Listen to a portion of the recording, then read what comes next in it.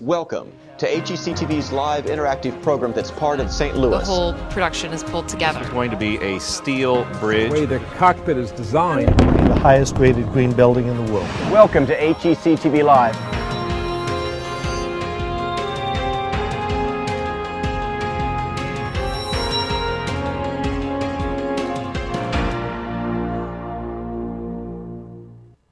Good morning, everybody, and welcome to HECTV Live, where today's topic is The Giver, Issues and Themes. Hi, I'm Tim Gore, your host for today's program, and I'm very happy to welcome you to the main branch of the St. Louis County Library System, which seems an appropriate location, obviously, because we're talking about an important book today. We're talking about the novel The Giver, written by Lois Lowry, a Newberry Medal-winning book that has become kind of a standard book for students to read, sometimes between 5th grade and 10th grade throughout the United States. We're looking forward to a book club discussion today as we talk about some of the major issues and themes that are raised by the book and find out what readers of the books have to say about it. You'll notice that we're being joined by a group of students here from Ladue Middle School. We're also being joined interactively by a group of students from Kirkwood, Missouri, Westchester Elementary School. And we know a bunch of you, of course, are watching via television and over the web. If you guys are watching via TV or over the web, then we welcome your questions and comments in our book club discussion as well. You can email us at live@hectv.org. That's live@hectv.org. And I look forward to getting text messages which come to me once you guys send the emails so we can get your comments involved in today's program. As I mentioned, The Giver is a novel written by Lois Lowry. She wrote it in the early 1990s, and it quickly became kind of a classic of young adult fiction. In January of the next year, 2011, Metro Theater Company will be performing a stage adaptation of The Giver that's written by Eric Coble. We're doing a series of programs this year which deal with that stage adaptation. Last month, we had the opportunity to hear directly from Lois Lowry as students asked questions of Lois Lowry about her writing of the book. And we'll have some excerpts of that interview that will be part of today's program as well as we have our book club discussion.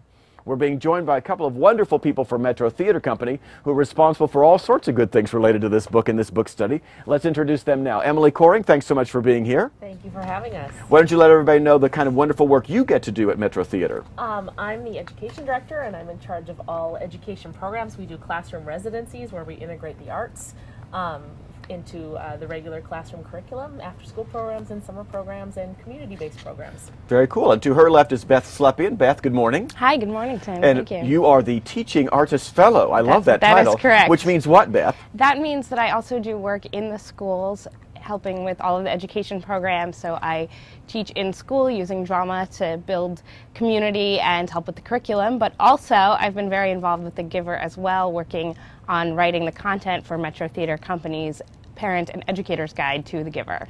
Now, before you guys decided to produce The Giver as part of Metro Theater Company, Emily or Beth, is this the book you were familiar with at all prior to this moment in time? Emily, yes? I was familiar with it. I actually directed a production in Louisville, Kentucky of it, and that's when I became familiar with the book. Okay, and Beth? I was first exposed to it actually as a graduate student, so I did not read it as a young person, and then I saw a production of it and then became even more involved now. Well, as a director of a former production, what draws you to the story? What makes the story an interesting one, you think, for audiences to hear? I think it's the world that Lois Lowry creates is so compelling, and that idea of a utopia where, you know, everyone has all their needs taken care of, which is very alluring and sounds great, but then what's underneath that is what's really compelling about the book. Well, let's get into the conversation about the book. We're going to talk about 5 major areas of the book. One of them dealing with the concept of sameness, because the world, obviously, that Lois Lowry creates is exceptionally non-threatening. Everything is very similar. But before we get into those comments, I thought it might be nice to get some student reaction just in general to reading the book, what you liked or disliked about the book, something you found fascinating about the book to get our conversation started. So Westchester Elementary, let's go to you guys in Kirkwood. Don't worry about our discussion prompt responses yet. Just a couple of responses from you about your reaction to the book. Did you like it, dislike it? What did you like about it? Mention your name and let us know what you're thinking. Okay, so you guys can answer his question. So raise your hand if you liked it, disliked it, you want to. All right, Olivia, why don't you stand up and talk? I thought it was really, interesting how, there was this, world that everybody had their needs taken care of, but then, Jonas, he, thinks, the world isn't that great. Thanks, Olivia. That's a great response. A second idea from Kirkwood. Go right ahead, Westchester. Okay. Anybody else want to talk? Kaden, go ahead and stand up and talk. And say your name too, please. Hey, my name's Kaden, and what I found interesting about the book is that how, like, it's kind of a utopia and a dystopia because, like, it's all perfect, but at the same time, it takes away things that are important about books. Okay. Thank you, Kaden. And Westchester, I'll ask you guys to move as close to the microphone as possible when you're speaking, or just to make sure you speak loudly. Don't worry about shouting. Just make sure it's a loud and proud voice, because I know the Polycon systems, the way they work, it's an omnidirectional, going everywhere mic. So just make sure you're as close to it as possible. I'll have you guys mute your microphone there at Westchester as we come here to the students at Ladue to see what reactions they might have had originally to the book. Yes, young lady, here, you get the microphone. And your name is? My name's Rachel. Hi, Rachel. Hi. So I thought that the book was like upsetting because the little boy, I don't know, it's just really upsetting how they kill people, and that's just weird. Okay. It's kind of creepy that when people get too old to do anything, they just kill them, which is just wrong. So Rachel was concerned, upset about that, and a second thought, comment right off the bat here from anybody at Ladue? Yes, sir. Stand up, and Rachel just passed the microphone back to you. Hi, young man. Your name is? I'm Daniel. Hey, Daniel. I thought it was really upsetting, like what she said, that they killed people. Like, if there was a twin, they killed, like, the lighter one, and they were, like, really young, and it's kind of sad. Well, we're going to have the chance to talk about that more. Daniel, I'll just let you keep the microphone right there, and then when the next person gets ready to talk, you can pass it over to them. So I think, without a doubt, it's a really compelling story. I had the chance, I used to teach middle school, and so I had the chance to read it from that context, and I hadn't read it for a long time, and then when I came back to it, I found the book just as compelling as always. Just a response from you, Beth, as you've gotten involved with it. What's your reaction to the story?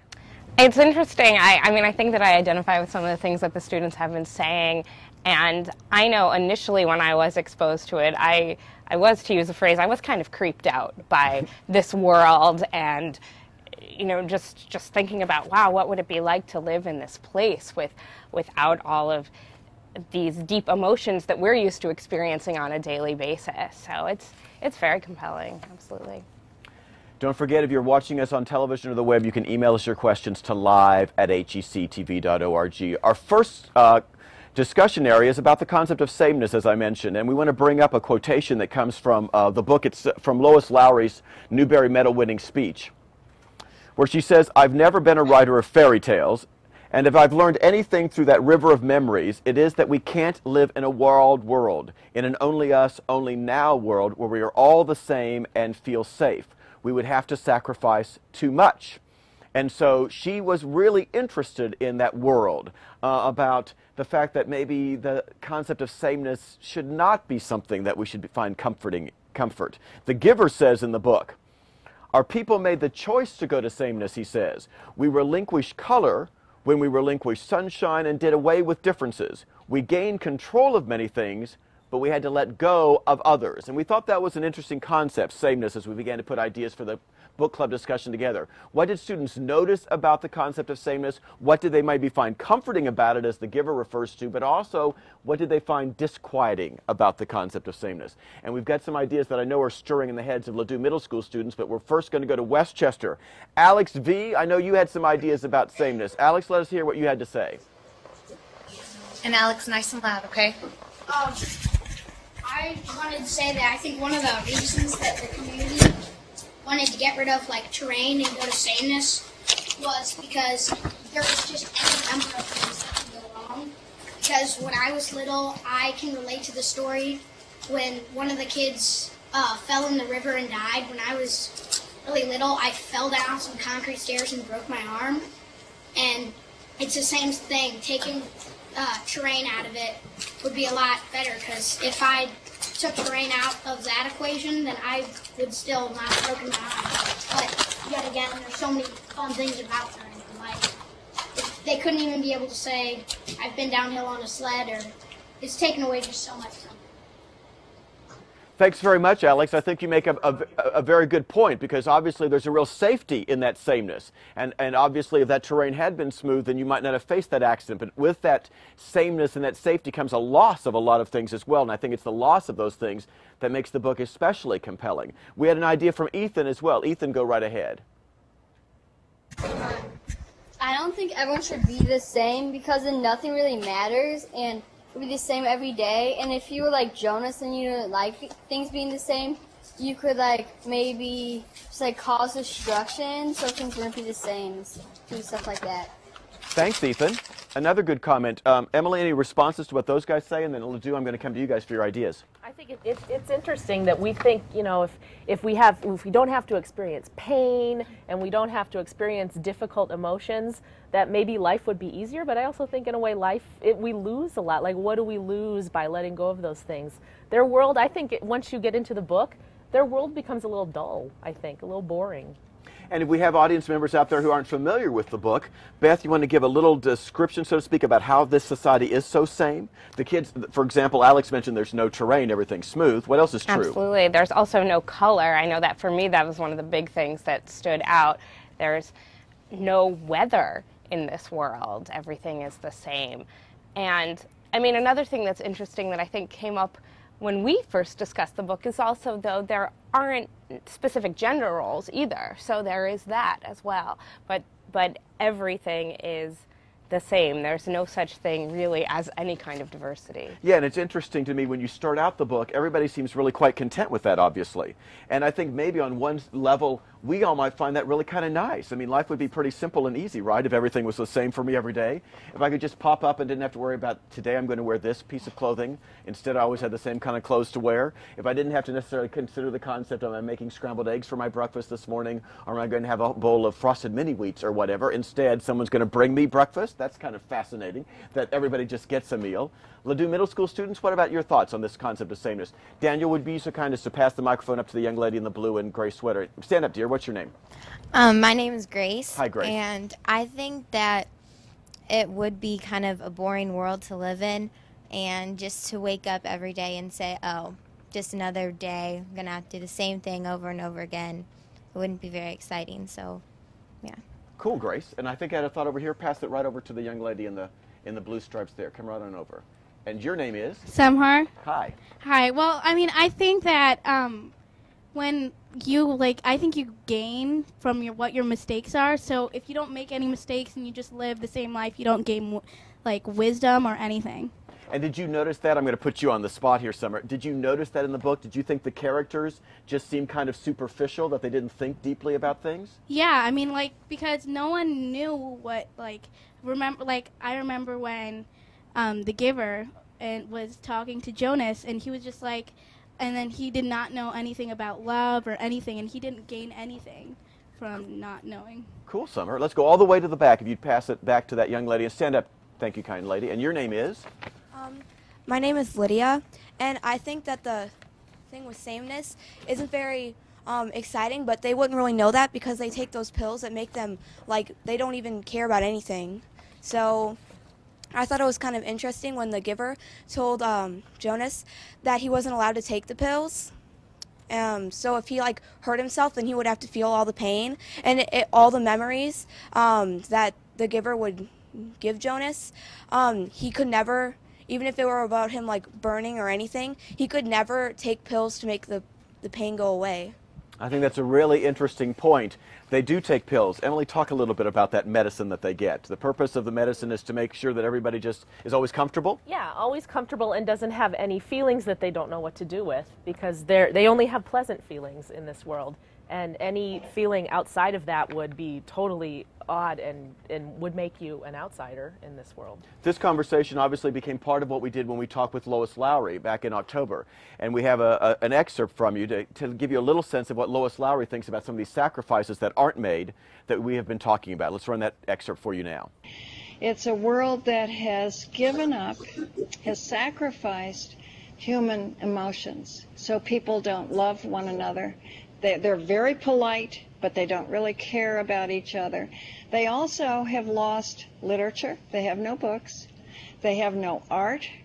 They have no music. Can you imagine a world with no music? Do you want to live in that kind of world? No, I don't think so.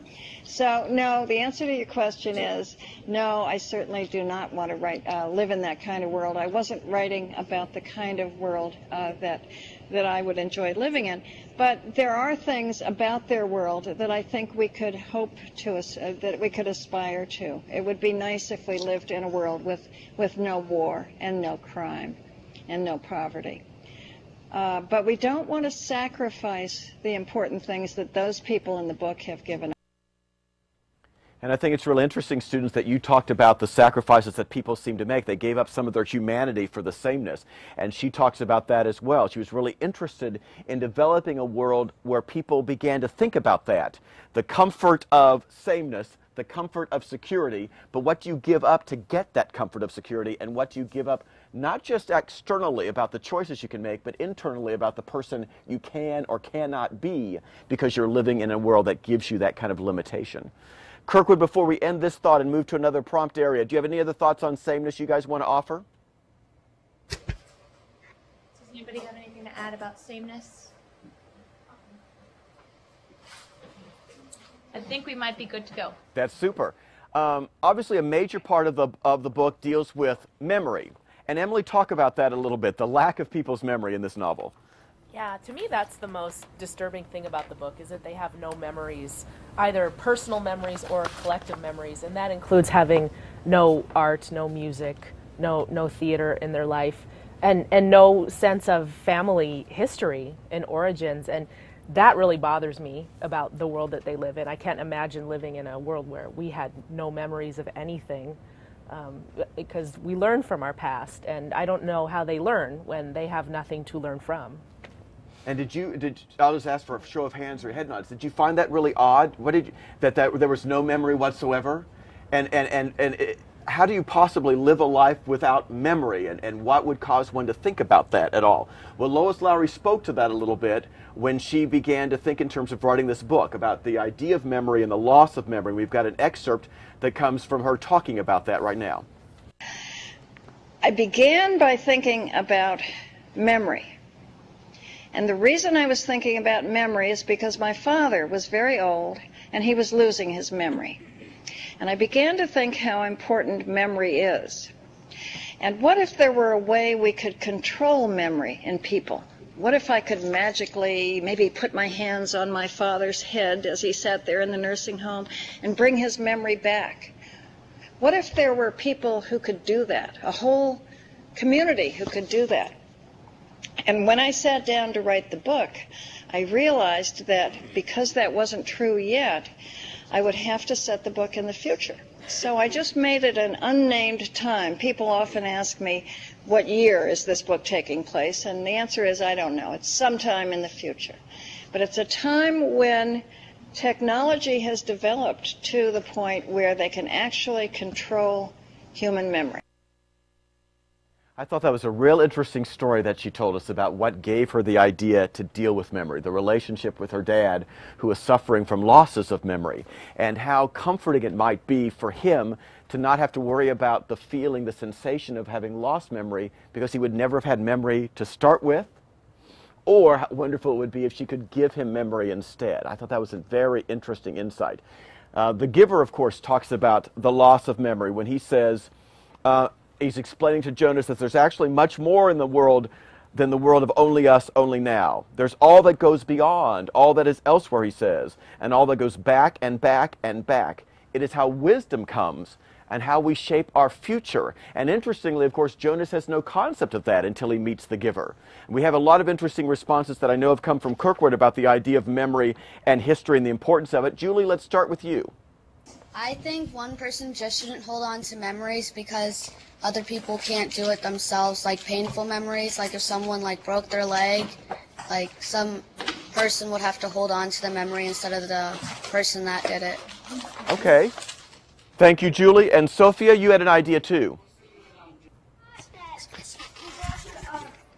Be able to know the memories and history of the past, because if you didn't, you wouldn't know all the famous people like Abraham Lincoln, who helped our world really well, and about the day our state became a state, because that was really an important day in history.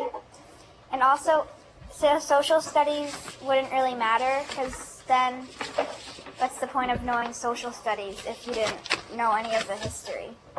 Thanks, Sophia. Thanks, Julie. I think those are some interesting points you make. And Jonas is, of course, stunned to learn that there's events that have happened in the past. And these students refer to the fact that obviously memory gives us a chance to learn from history. And Beth, as you look at this theme and this concept, what strikes you about it, about the importance of learning from history, or the situation that Lois Lowry establishes for the reader? Wow, I think there's almost nothing greater than the importance of learning history. In fact, I was just having this conversation with somebody yesterday at the Missouri History Museum. And you know, without this knowledge of what happened before, you know, I asked this question: how can we continue to exist in the future and make choices that matter and that reflect upon this past? And I think, you know, it's so vital to understand our past in order to make sense of the present and make sense of the future. And one of the things that Lois Lowry is obviously speaking to is the fact that, do you want that memory and that history to be like put somewhere where a person or a group of people have access to it and can use it perhaps when the society needs it, as opposed to you just want that collective memory out there that anybody can access? And there are advantages and disadvantages to that, I think you could argue. I think, you know, if everybody has a collective memory, then maybe we don't make as efficient a decision, or one might argue as wise a decision, or as easy a decision as the case may be, if we just have a group of people who can dip into that. Ladue students, what do you think about this concept of memory and history? Who wants to offer an idea? Yeah, the microphone's in the back. Am I remembering that right? Where's the microphone currently? Let's go to the young man, I think, that's sitting right next to you. He's got his hand raised. Stand up, sir. What's your name? Mordecai. Hi, Mordecai.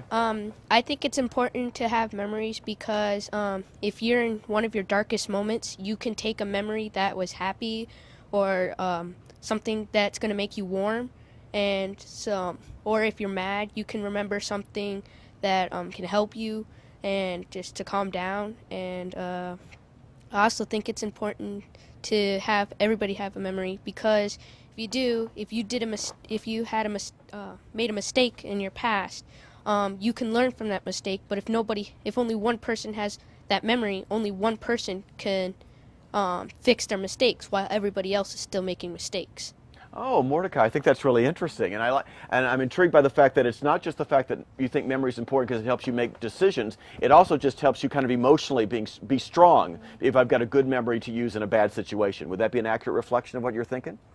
Cool. Who else had a thought? Let's pass it up to the young lady in the glasses right here. Hi, I'm Olivia. Hi, Olivia. Okay, so like what you said, I was thinking about how if only a couple people had to keep those memories, then like what would happen if all of a sudden everyone had those memories, and what would they go through if already those couple people had to go through pain? And that just made me wonder. I think that's an interesting thing to wonder, and that's obviously an important thing that's in the book, because one of the things that Jonas has to think about, right, is like, are we going to open up these memories to everybody else? Emily? Yeah, because once the memories are opened up to everyone, then everyone experiences the pain. Although I'm intrigued by the idea that knowledge, memories are knowledge, right? And if knowledge is only in the hands of a few, then that's, we live in a democratic society where everyone has access to knowledge, right? You guys go to a public school. You have the right to go to a public school, and you have access to knowledge. But if we only put our knowledge and memories in the hands of a few, then that's not the spirit of democracy. And I think Lois Lowry might be warning us about that. Yeah, there's that old adage that knowledge is power, right? We had another thought, I think. Rachel, was it? Oh, the young lady to the left of Rachel. You haven't had a chance to talk yet. Well, without memory, you can't really go on, because you can't remember things, and that could be for anything. You can't remember what you learned. You can't remember to even do things throughout your day. So it would be hard, and you would have to have notes telling you that you need to do something, instead of just remembering it in your head, which would be hard. I think so too. I think it'd be really hard. I think it'd be amazingly difficult. I'll have you pass over to the young lady here in the pink top. But before you begin to speak, I want to go back to Westchester. Kirkwood, do you guys have any responses to some of these thoughts you've heard from the students here in Ladue? And I think all these thoughts that everyone has been saying are really good and very accurate about the book. And I think it's really interesting how most people have some of the same answers, but then some people's are different. Cool, thanks very much. And let's find out another different answer from this nice young lady right here. Hi. Hi, I'm Olivia, and I think that if you gave everyone memories but you kept like the sameness, then it would be kind of bad because then they'd be longing for the memories, like if they want color or choices and stuff. Olivia, I think that's a really interesting distinction you've made. Think about creating this novel now. Put yourself in the mindset, so to speak, of Lois Lowry. Could you have a world of sameness if you let people have memory? That's in essence what Olivia is talking to, I think, right there. That it's almost a requirement that you have to eliminate memory in history. Otherwise, people would always be thinking, well, my gosh, didn't we used to go up and down hills? Didn't we used to do this kind of other thing? So it's like all of these things together combine to create a society that's, what, Beth or Emily, kind of like automatons, kind of like robots? Well, it's also designed, though, you know, from the other perspective, it's to keep them safe. You know, and we wouldn't want to have hills because you might fall, and we need to eliminate these things because it could hurt you, and so we don't want to give you these memories of war because that can be harmful. But then on the other hand, look at this world that they live in and look what they're missing. Well, and I think that's a real interesting conversation, because the whole idea of how do you balance safety with freedom, so to speak, is we'll talk about that when we get to choices. I want Rachel to finish up this thought for us. Who's got the, thank you. Okay, well, there's always kind of the what if thing. Like, you can always say, well, what if you fall, or what if you slam your finger in the door, or whatever. But you kind of have to take a risk, and you have to be able to say, well, if they fall down the hill, then we can give them medicine, or they can go to the hospital. But that's also an experience that you kind of need to have so you know not to do it again. I think it's like I think that's a very, very good point. And the third major area of discussion we're going to go into is making choices and taking risks. I think that's a really good point. I also want you guys to hear kind of a summary of the memory concept as Lois Lowry explained it in our previous conversation in October. We'll have the opportunity to run that video now. I mean, you guys that I'm talking to, you students are what, 12, 13, 14, 15 years old. You don't have the long lifetime of memories that I do, but you certainly have plenty of memories, and you've experienced a lot of stuff, and you've felt a lot of emotions. I've lived to be in my 70s, and for example, here's a sad but good example. One of my children has died. One of my children was killed in an accident. That's part of my memories. It's part of what makes me human, having experienced that kind of sadness. And you've all experienced sadness. The people in The Giver have not. People in The Giver have never been sad. And so that is part of what makes us human, I think. The memories, the things we experience and think about and live with and talk about to each other.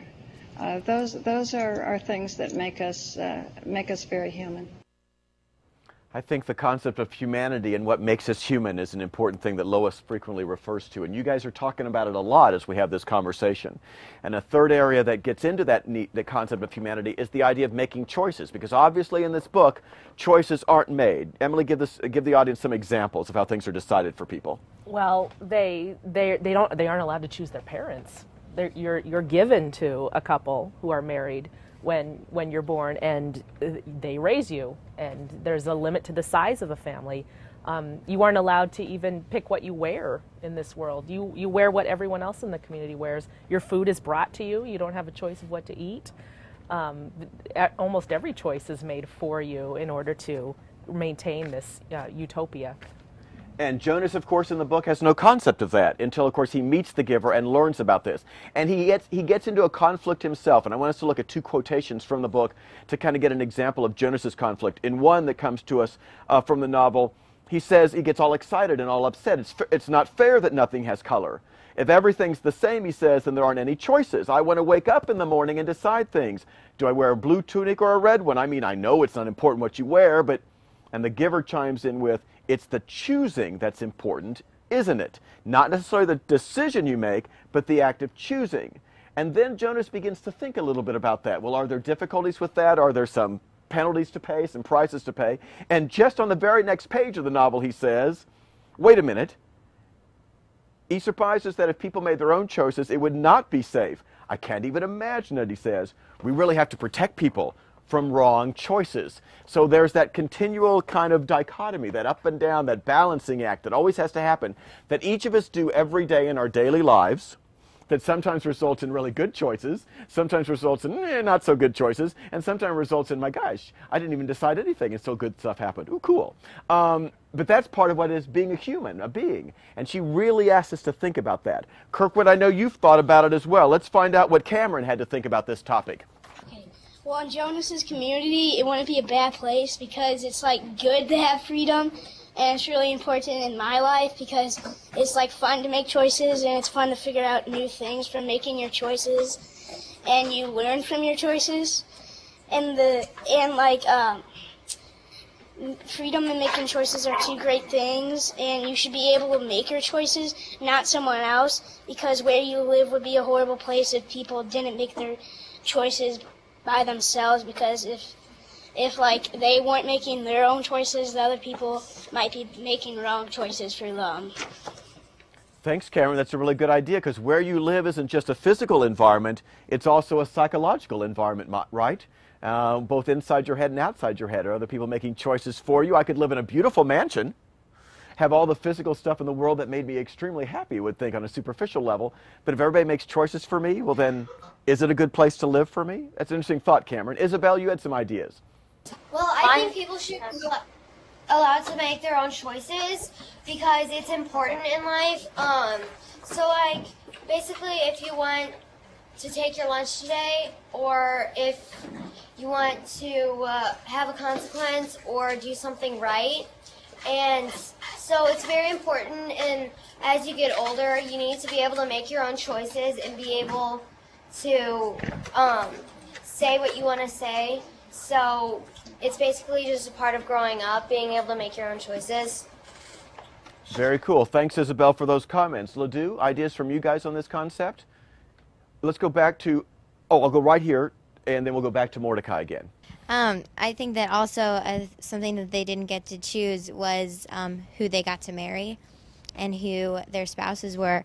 And I thought, whoa, you should be able to choose like who you're going to marry and spend the rest of your life with. I mean, that's a big commitment to make, and you shouldn't just say, oh, you're going to marry this person for the rest of your life. That doesn't make sense to me. So it doesn't make sense, but it might be interesting for you guys to learn historically and culturally that, of course, society has been arranging marriages in all sorts of ways for all sorts of people for all sorts of time, depending upon the culture of the world or the way that, people were supposed to be organized. And in case you haven't heard, I guess today Prince William and his fiancée have announced their engagement to the world, and I thought I'd just toss that out. He chose, and she for some reason decided she'd choose the next potential heir to the throne to be her husband as well. Let's go back to Mordecai. I guess that's a pretty good choice for Kate. I think her name's Kate Middleton, if I'm remembering right. This is back to linking up to the sameness. If we didn't have choices, if our world right now didn't have choices, we probably wouldn't be here talking about the giver, because we wouldn't remember how to use this kind of technology, and we wouldn't be here trying to explain all this. And another thing is, we can decide whether, if we had choices, we can decide whether or not if we're active, or whether or not we should believe in one God or many gods. But I think it's important to have choices because sameness brings a dull life, and nobody wants to have a dull life. You want to have fun, you want to experience things that many other people haven't experienced. But it also, sometimes it's not important. It's not a very good idea to have choices because some people, like Osama bin Laden, he's made bad choices and has committed crime. And if we had no choices, he probably wouldn't have committed those crimes. I think that's an interesting point there. That's a very interesting thought to consider. There's a young man in front of you who hasn't spoken yet. Yes, sir. What's your name? I already spoke, but... Oh, I'm sorry. Stand right up. I'm sorry. My memory, obviously, I'm having a memory problem today. We'll talk about Mr. Gore's Alzheimer's loss later. Yes, sir. My name is Daniel, and they don't get to choose what job they have, and it's kind of unfair because let's say someone wants to be a doctor and they get to be I don't know, janitor. Yeah. and like someone wants to be a janitor and they become a doctor and they don't know anything about medical school. I think it's a good thought. And Daniel, to your left there, a young lady hasn't spoken yet. Stand right on up. My name is Simi, and I think it wouldn't really be nice because it would be like, I mean, like referring to the job, I mean, if you wanted to like take care of animals and you had to take care of like people, you wouldn't really like it, and you would prefer to do something else. Yeah, it's interesting. I think the young lady right up here in the black T-shirt. Let's go forward. I think it's really interesting that obviously their job's just chosen for them, and hopefully it fits. You know, somebody's got the power to decide that. Yes. Hi, I'm Bonnie. It also wouldn't be fair because like they wouldn't be able to choose their child, like if they could have a child or not. They would actually have to give them a child, and maybe they wouldn't want it if it was a boy and they wanted a girl, and they also can't name their children. So that wouldn't be fair. Right, and those are exceptionally, talk about personal things, talk about stuff that really, really matters to you. Do I want kids? What shall that child's name be? Emily, as you hear the kids talk about these ideas, what thoughts cross your mind? I'm really intrigued by Mordecai's comment because it's so true. If you know, we have the power to make choices, and we can make good choices, but we can also make bad consequences that or bad choices that hurt other people.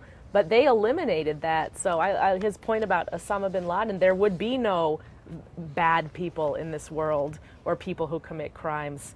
And that might be alluring to the rest of us. It's a nice thought that there would be no people who make bad choices. Isn't that nice? Mm-hmm. Let's go back to Westchester. Some thoughts from you based on what the Ladue students have said?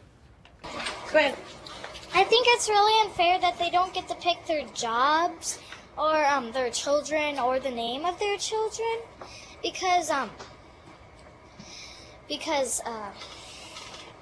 like if you wanted a boy named Lucas, then you get like maybe you'll get a girl named Leslie, and then you'll be like really unhappy. So. Right, and obviously, and happiness is exceptionally important. I mean, how can you live a life that's fulfilling if you don't have a sense of happiness internally? A young lady who hasn't had a chance to speak yet, let's go all the way, Rachel, if you'll pass it across to the young lady back there in the black and white tops. Stand right on up, dear. Your name is? Sarah. Hi, Sarah. Okay, if you didn't have the chance to make your own choices, you couldn't learn anything from your mistakes or anything. But if somebody had to make your own choices, you wouldn't make mistakes. But like I think it's like really unfair not to be able to make your own decisions for what you want to do in like your daily life and everything. Good point. Good point. Well done. A great conversation. I mean, we could talk about this topic for a long period of time, I think, but this concept of making choices really relates to our fourth major area, which is the whole concept of growing up. I mean, can you grow up, guys, if you don't get to make choices? I mean, not in the way we necessarily think of it. I think, Beth, talk about that. I mean, I could grow up physically, right? But can I grow up in the way we think about it if I don't make choices? Well, I think that's one of the things I've been thinking about with this conversation about choices as well is, you know, for a lot of us in these comments I'm hearing, it's, oh, it seems so alarming, or that doesn't seem fair. But to the people in this world of the giver, that's just how it is. Remember that this is how it's always been. And so their concept of growing up and of being happy is completely different from what ours is. And that's something to think about, is like how different culturally it would be to live in that world. I don't know if that really answered your question, but that's something that I've just been Your thinking choice about of answer is fine with me, Beth. Thank you. Emily? Also, it's interesting with young people, too. There are choices that are made for you, right? And we adults make choices for you at this age for your own good and safety. So I think what Lois Lowry is brilliant at picking a topic for her book that's really something that teenagers have to think about every day, right? When do I get to make my own choices? Exactly, and how much freedom do I end up having because I eventually get that fabulous thing called a driver's license, just as an example. Don't worry about it, it'll still be there waiting for you.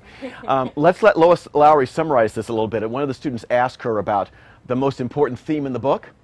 And if we go to excerpt 6, she talks about the choice and how choice making is so important to the book.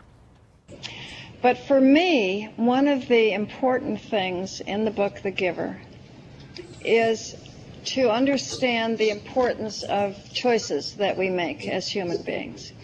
And you can even bring that down to political choices. You know, we all once we're adults, we vote and we choose who we want our leaders to be. The people who live in the world of the giver, they've sacrificed a lot of stuff. And so I think that's an important thing to remember. They've sacrificed freedom, really. They have a lot of good stuff in their world, but they have really no freedom. And so I think the message that I would take from the book is that we must be very, very careful about the choices we make and the sacrifices we make. Interesting. I think she summarizes the importance of the theme really well there. But we're talking about growing up as well now. And obviously growing up makes a big difference. And Eric Coble, the playwright, actually refers to the book, kind of the story, as a metaphor for growing up. And we wanted to bring up this quotation for you. He says, when you're young, he notes, there is no before. There's what I'm feeling right now and what I'm enjoying right now. And then suddenly someone says, well, did you ever know that there was this history? Did you ever know that people suffered or had wars? That point is different in everyone's life, but for all of us, there's a progression to where you suddenly realize it's a much bigger world than you thought it was. And Jonas, of course, makes that realization when the giver when he learns about what's going to happen to Gabriel. And Emily, let the audience in the world know, who is Gabriel? Gabriel is a new child that his father is assigned to nurture, but Gabriel is, he's not thriving like the other children are. And so at the end of his first year, it's decided that he's going to be released because he's going to be different than the other children, and that's not allowed in the community. And just in case our television audience doesn't know, released is their word for euthanizing. Someone who they've decided is not appropriate for the community. And the students have read the book and thought about this important decision that Jonas makes. What difference does it make that Gabriel, he takes Gabriel, and how does that affect the story? Let's go to Kirkwood for some responses, then we definitely want to come back here for those as well. Let's start with Sophie. I think Jonas kind of showed that he was growing up when he took Gabriel with him, because Gabriel's life was at stake both ways, but if Gabriel stayed at the community, then he would have definitely died. And if Gabriel went with Jonas, then he still had a chance of living, even if it was dangerous. And although if he died with Jonas, it might have been more painful, however, he still had a chance of life. Very cool. Thank you, Sophie. And Jack, you had an additional thought about this topic. Well, I think Jonas made the right choice with taking Gabriel, because he gave him some memories, and the givers and Jonas's plan was to give the community all the memories. Very good. Thanks so much, Jack. Yeah. Thank you very much for that. Lions Creek, we'll come to you in just a moment. I want Rachel to have a thought here that she's got on this topic, and we'll have the microphone passed back to her and let Rachel have this thought about Jonas's decision. Okay, so his decision to bring him with to bring Gabriel with him was I think it was a good decision, because then even if he died, like the person Kirkwood said or whatever, he would still have gotten the memories, and he would have died kind of better than if he just got a shot or whatever. And also, it's kind of they kill so many people and they don't even care. Why don't they care? Mm-hmm. I think that's an interesting point you make, because obviously death matters and how we treat life really matters, and it seems I think that's interesting, Rachel, that they've made it kind of technological, kind of scientific, kind of antiseptic, kind of, sterilized, so to speak, by the way they approached it. I think that's a real interesting idea. Lions Creek, are you joining us for this program on The Giver? Because I didn't have you listed in the bridge. If so, unmute your microphone, come in, and please say hello to me.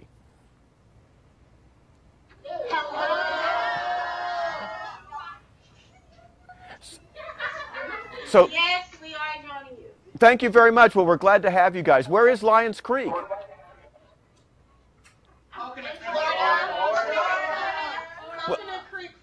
Well, welcome from Florida. If you guys have some thoughts as we continue our conversation, I'll come to you in a moment. We're talking about, obviously, the idea of the choices that Gabriel makes in the book. So I'll have you guys mute again, and let's talk about this idea some more. Beth or Emily, some thoughts from you about what the students have said so far about Jonas's decision to take Gabriel with him? I was thinking about something, and I just completely lost my train of thought on it when we were joined by Lions Creek, because I was so excited that we'll come back to you.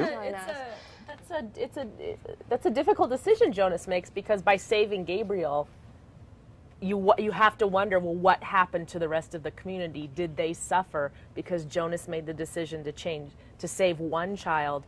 Maybe you could argue at the expense of the rest of the community, but I don't know, because we don't know what happens to the community. That's true, we don't. That's exactly true. Let's go all the way to the back. I think that Jonas made the right choice because he kind of made like a connection with Gabriel because he didn't take the pills, so he like felt emotions for Gabriel. And when he found out what release was, because he like got really upset because the people that like run the society, they made everyone think that release was just when they take them to this different community to like live the rest of their life until they die, but they actually just like kill them and then put them down the chute. And once he like found out what happened, he was really like that kind of like made his decision to leave the community, because after the giver started giving him all these memories of all these things that he would never have, like love and like happiness and stuff, and like color, because I know that in the book it says that he really wanted to see a lot of color. And I just think that he made the right choice taking Gabriel. Very cool. Thank you for that thought. Westchester, back to you guys. Any other ideas on Jonas's choice? Does he grow up? Is this an act of growing up? Is this a moment of growing up for Jonas? Like, so, like, they have no emotions because they like take those pills for like the stirrings, I think. And like, as I think it was Rachel said, that like they have like they like just kill people and they don't care. It's because they have like no emotions for the other people. Thanks, Cameron. Do you guys think that this is a big moment of growing up for Jonas? Is this a moment of maturity? I mean, it's a horribly large decision for him to make. I mean, think about how old he is. He's your age, right? And he's making a huge decision like this that's not going to just impact his life, but Gabriel's life, but the life of his whole community. And I think it's interesting that Lois Lowry places this power for change in the hands of one so young. I think it says something about how she has faith in young people and the importance of young people and how they can impact our lives. Emily or Beth, any thoughts about that? Yeah, it's really the only choice Jonas ever has to make up to this point. And so he starts off with the really big one, or as big as it could be. Beth, any other thoughts? And yet it almost seems to Jonas so clear that that's the choice that he's going to make. To a point where he knows, although he's concerned about it and knows that he's going to need courage, it seems to me anyway, when I read it, there was no other choice for him to make. So that he makes a choice, he grows up, he changes. We had all sorts of questions from a previous conversation, Lois Lowry, in October about people wondering about what the end of the book meant. And was Jonas, did they make it? Did they slide down the hill? Did they get to the other community? And I'll just leave that as a tease, because you can find what she says about that in the archive on our website. If you go to hectv.org, you can find the whole conversation that we had with Lois Lowry in October, and you can find how she answered student questions about the ending of the book and what may or may not have happened to Gabriel or Jonas. In general, this society is what ideally people would call a utopia, some sort of perfect society. And people have been wondering about a utopia since, I guess, people were able to wonder. How could we possibly create a society that's just the best thing you could ever have? And in her Newberry Medal acceptance speech, Lois Lowry spoke to this when she said, "In beginning to write The Giver, I tried to make Jonas's world seem familiar, comfortable, and safe. And I tried to seduce the reader. I seduced myself along the way. It did feel good, that world. I got rid of all the things I fear and dislike, all the violence, prejudice, poverty, injustice, and I even threw in good manners as a way of life because I liked the idea of it. It was very, very tempting to leave it at that." But then she goes on to say in this quotation, an excerpt from the conversation, she goes on to build a little bit about the tempting to leave it at that and why it mattered, she thought, to go beyond that. Let's run that video for you now. So it became a kind of world that was almost, or seemed close to perfect. And I set out, sitting there at my desk, I wrote the kind of rules that would govern such a society where the boy lived. But as I began to write the book, and describe the place where he lived, I realized that there was an underside to it that was deeply troubling. And that's what made the book interesting. But in the beginning of the book, I wanted you to feel as though this would be a very cool place to live. Nobody is poor. Nobody is bullied. People are polite to one another. They pay attention to their language. Dinner is delivered to their homes every night. The moms don't even have to cook. And also, everybody's equal. Moms and dads, females and males are equal. They have jobs that are equal. Dad in the book is a child care worker, and mom is a kind of judge. But those jobs in this society are of equal value. And I thought that was an important part. There's no sexism in the book, in the community where he lives. So that's how I started thinking about it. Make it as nice as possible, as comfortable as possible, so that people reading the book will think, hey, I'd like to live there. And then very gradually let them in on the secret of why they wouldn't like to live there. And there are secrets indeed. What seems to be a perfect world, a calm world, has all sorts of secrets that we've talked about a little bit already. And it's this kind of double-edged sword between utopia, perfect world, and dystopia, imperfect, kind of chaotic world. And should you even try for that, or whatever the case would be? And I know you students have thoughts about that. Sonia, let's go to you in Kirkwood. Your ideas about this perfect world she establishes. Well, Jonas' community is like a dystopia and a utopia because they don't have feelings. They are a utopia because they're like perfectly safe from anything that could ever happen to them. And I don't really think anyone should live in a dystopia or a utopia because no one can have like a perfectly good life or a totally bad life. So I think people should like face their problem when it comes to them. Thanks, Sonia. I appreciate that. And Jack, you had some thoughts on this topic. I think we had Kendall. Okay, thanks.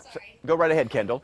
I said Jonas's community could be considered utopia depending on what perfect means to you. For instance, no planes can fly over the community. That means never will a plane crash or hurt anyone inside the community. But a baby will never be able to look up and get to say, Mama, it's a plane. That's not fair or perfect. Jonas's community is also dystopia. One reason for this is they feel no feelings, which means they never get that warm feeling when you get an A on a test. You never get to find true love, but never will hate roll around. You need a mixture of non-perfect to truly make a perfect world. Oh, I think that's a really interesting thought, and that came up in conversation as Emily and Beth and I were meeting to talk about this show. We talked about that too. Can you have a perfect world without the imperfect? Can you have bad without good? Can I know hot, for example, if there is no cold? Can I know good if there is no evil? Can I really feel like the world is everything I can be unless I see both sides of the equation, both the yin and the yang, so to speak, of life there? Ledoux, what do you guys think? Thoughts? Let's go all the way back to yes, go right ahead. I think that it would be a dystopia because it doesn't have any animals. They give them like this thing that they call a comfort object, but it's really just a stuffed animal, and they don't even think that it's real. Like it says that Jonas's little sister has like a elephant or something, an elephant or a hippo, and he tells her that it's real after all the memories that he's gotten about animals, and she goes, "No, it couldn't be real. There aren't any like around here." And then like as he's like escaping with Gabriel, Gabriel says that there's a plane flying by, but it's really just a bird. And he's never seen a bird, so he doesn't know what it is. Mm-hmm. And right in front of you, I think you had a comment too as well? Yes, did you? Yes, go right ahead, pass it up. I think that like it's not really a utopia, like because I mean they don't have choices and they don't have feelings like to love and everything. So a utopia in your mind would actually accentuate the humanity of people? It would let people be people? Yeah. Interesting, interesting. Beth or Emily, your thoughts? I agree, and I agree, I think, with what Kendall said at Westchester as well. I mean, it's really difficult, I know, for me to imagine how we could have a utopia without some negative things to balance it out, to give us those challenges, to say, oh, I overcame that challenge and I did this great thing, and that gave me greater joy in my life because I was able to overcome things that were difficult. And without that, is it utopian? I don't know. Emily? Well, you know, one of the things that the community believes makes their community utopia is that there's no violence. But actually there is violence. They murder children and old people. And so really their utopia, what they believe is perfect, is based on lies. You know, and they're lacking love in their community. And I think that's an interesting concept because we get to experience love, but love is hard sometimes, you know, among family members and among, you know, boyfriends and husbands and girlfriends. And love is a hard thing. Love brings another set of complications and difficulties with it. Life is a hard thing. And I think one of the things that's really cool about her book is that she really gives us a sense of what life can or can't be like, depending upon those kinds of things. Rachel, about 20 seconds for your thought, and I'll let you have the last word on this topic. Is the microphone up towards you? Yeah. Go right ahead. Okay, so the thing about love is that even though it's hard, it's still a really good thing to have, because you have a feeling that even if you think no one likes you, you know that you always have someone that loves you and will always be there for you. And I think that's a really good feeling to have, because if you think that you're alone, you're never alone. Oh, Rachel, I like that. That's a wonderful thought to end on. The concept that even when you think you're alone, you're really never alone. Westchester Elementary, did you enjoy reading the book?